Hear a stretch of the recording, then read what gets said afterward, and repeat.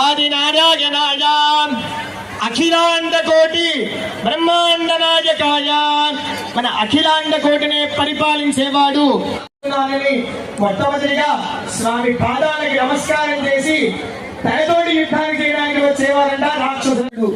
ఆత్రత్రాణపరాయణాయ సురాసురార్చిత పాదవత్మయుగలాయ మన శత్రువులు ఎప్పుడైనా మన మంచి కోరుకుంటారు.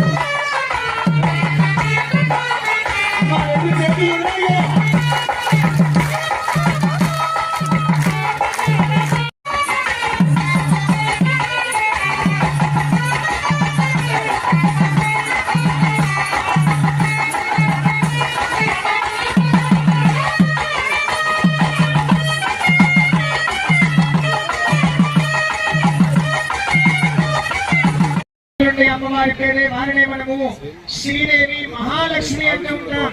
మరి ఆ అమ్మవారి పేరే వారినే మనము శ్రీదేవి మహాలక్ష్మి అంటున్నాం. మరి